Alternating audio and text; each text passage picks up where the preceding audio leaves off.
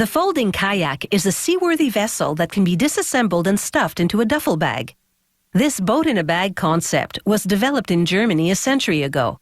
It's a good fit for the modern traveler's lifestyle because it can be stowed in a car trunk, checked onto a plane, or stashed in the condo closet. History has shown that when the going gets rough, the folding kayak doesn't fall apart. Adventurers have crossed oceans in them, and today its story continues to unfold. The kayak frame starts with parts cut from solid ash and laminated birch. For waterproofing, they dip them in marine-grade varnish 3 times, drying them for 24 hours between dips. A worker then rivets metal fittings to a varnished section of the keel board. It's these fittings that enable the folding kayak to move with the sea instead of against it. That's because they're made of an aluminum-copper alloy, a metal with a certain amount of give. He fastens more aluminum alloy fittings on the cross ribs. There will be a total of 7 cross ribs in this 2-seater folding kayak. The center 3 will carry most of the load, so they're made of 9 layers of laminated birch. It's super strong because, unlike solid wood, it has few knots or imperfections. He applies a label with a production serial number to a boomerang-shaped piece of the frame. This is how the kayak owner would actually assemble the boat on site. He locks 2 sections of the keel board together with the flexible fitting we saw installed earlier. He snaps the bow piece to the front and hooks rods into fittings installed on the bow. He fastens a couple of ribs to the keel board. The gunnels, which are the top sides of the boat, are next. He attaches one end to the bow and the other to one of the ribs. The bow and stern parts are color-coded, with red painted fittings for the bow and blue ones for the stern. All the parts fit together like a toy model.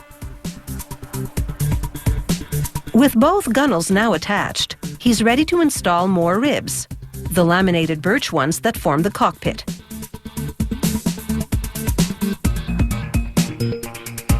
He completes the assembly of rods. All these rods will give the kayak directional stability. He unfolds part of the kayak deck assembly, known as the coaming, and arranges it to surround the cockpit. He attaches it to the gunnels using metal clamps and fittings. He slides the 2 seats into place on the keel board, and he attaches the backrests to the gunnels. The frame of this folding kayak is now complete and ready for its custom-made skin. Over in the sewing department, the seamstress traces the patterns for the kayak deck onto cotton hemp material and cuts along the penciled lines. This natural fabric will allow the deck to breathe and yet keep it watertight. It's now time to piece together all the parts, including 2 long sleeves for inserting inflatable tubes. Deflated, the tubes will create slack, making it easier to fit the frame into the skin. Inflated, they'll make the kayak virtually unsinkable. Once the thick layers have been stitched together, she's ready to insert the inflatable tubes. They were pumped full of air to be examined for holes, so she deflates them. She uses a long pole to extend her reach and push the inflatable tube into the sleeve. With the synthetic rubber hull now stitched to the deck fabric, the skin is complete and ready for the kayak's wooden frame. This particular model has been painted black. If the fit is even slightly off, the kayak won't perform properly. This skin fits like a glove. He brushes glue onto the tips of the bow and stern, and then presses molded rubber bumpers onto those areas. The bumpers will protect the ends of the hull casing, which take a lot of hard knocks.